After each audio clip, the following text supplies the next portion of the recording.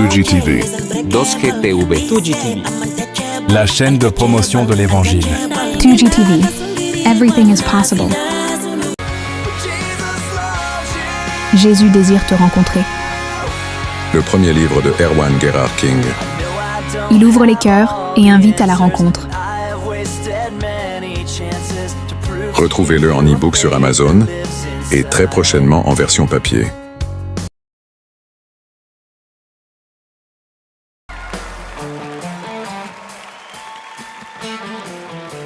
Pâques, simple tradition. Ou les ombres des choses à venir.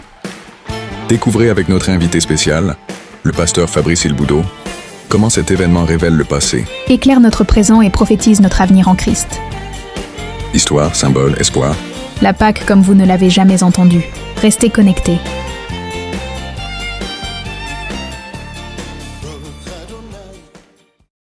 Bienvenue dans cette émission Question de vie spéciale Pessah. Je vous souhaite à tous une joyeuse Pessah, une joyeuse Pâques.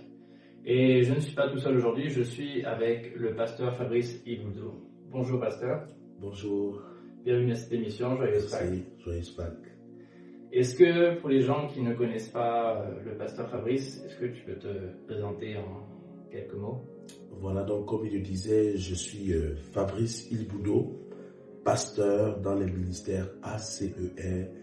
J'exerce mon ministère notamment dans l'église de Saint-Étienne, ACER Saint-Étienne, et je suis donc sous le leadership du pasteur Yvon et Tina Moketou.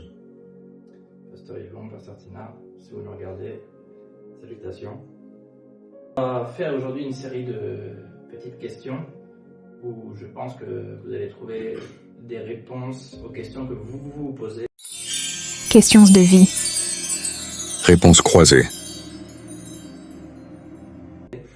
Et j'aimerais qu'on commence d'abord par la source, l'origine de la Pâque. On va remonter très loin dans l'histoire, on va remonter à l'Égypte ancienne, là où Moïse est né. C'est ça, là où tout s'est passé. C'est ça. Et Exode 12 nous raconte justement cette histoire justement où les Hébreux, alors qu'ils s'apprêtaient à quitter l'Égypte, ils ont dû mettre du sang sur les linteaux de porte. Oui. Qu'est-ce que cela signifiait? Qu'est-ce que cela symbolisait? Cela symbolisait simplement, alors il faut savoir que cet agneau déjà était une préfiguration de Jésus, parce que c'est lui l'agneau de Dieu qui ôte le péché du monde. Dans Jean chapitre 1 verset 29, lorsque Jean-Baptiste, le grand prophète, a vu Jésus pour la première fois, il a pointé son doigt, il a dit « Voici l'agneau de Dieu qui ôte le péché du monde ». Donc, ce qui s'est passé avec Moïse, c'était l'ombre des choses à venir, et on voit la réalité, l'accomplissement dans la personne même de Jésus. C'est pour cela que l'apôtre Paul va dire dans ses épîtres que Christ, notre Pâque, a été immolé. La bonne traduction, c'est Christ, notre agneau pascal, a été immolé, a été sacrifié pour nous. Donc, de la même manière que Moïse avait posé un acte prophétique, un acte qui prophétisait, qui symbolisait, qui préfigurait ce que Jésus allait venir faire, c'est Jésus, le vrai agneau de Dieu, qui a été sacrifié pour notre rédemption, pour notre protection. Donc, lorsqu'on prenait le sang et qu'on mettait sur les linteaux des portes, Dieu a dit qu'il allait venir exercer des jugements sur les dieux d'Égypte, sur les faux dieux.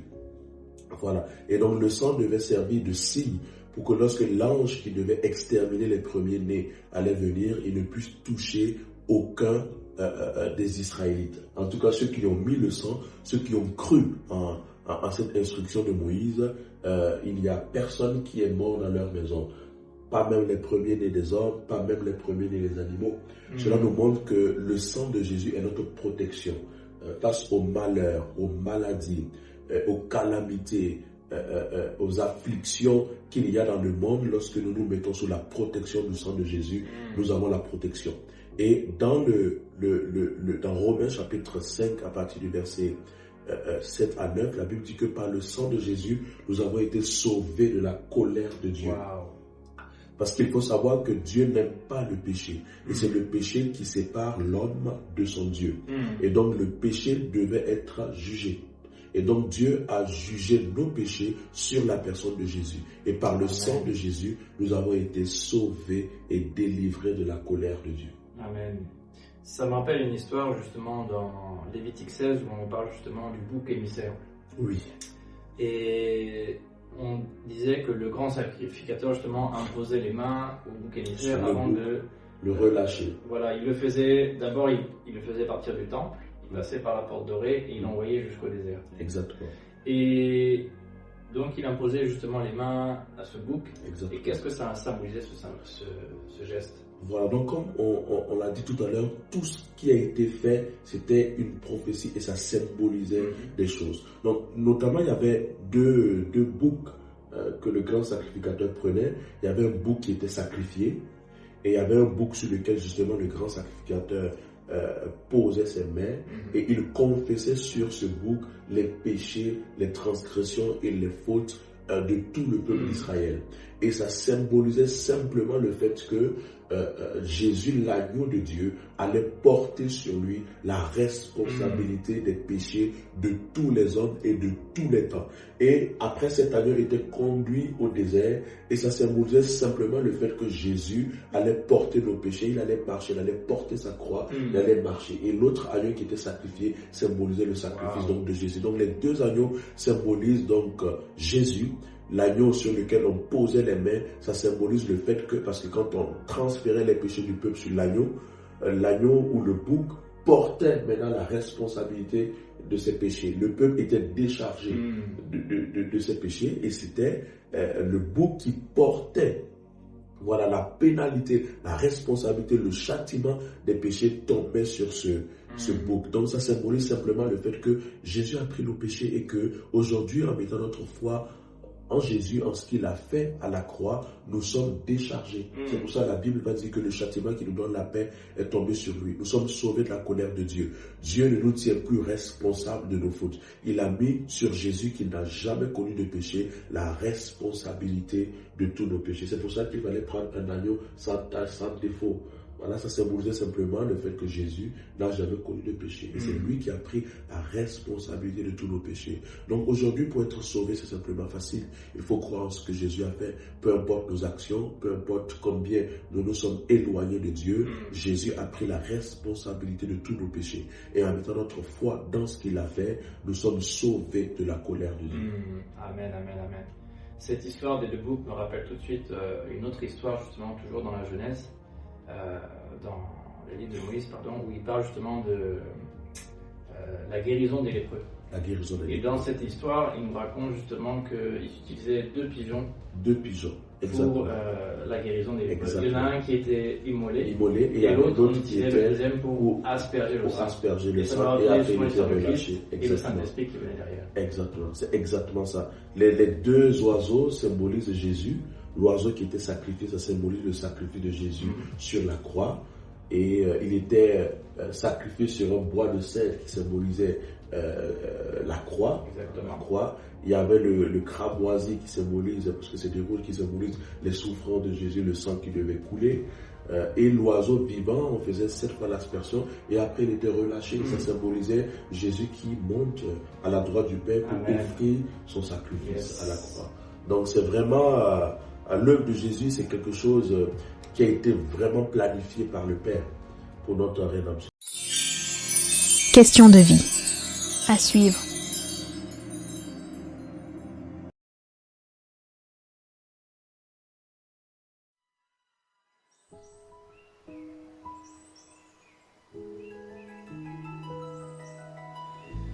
Dans l'évangile de Jean, au chapitre 3, verset 16, il nous est révélé le cœur de Dieu pour chacun de nous.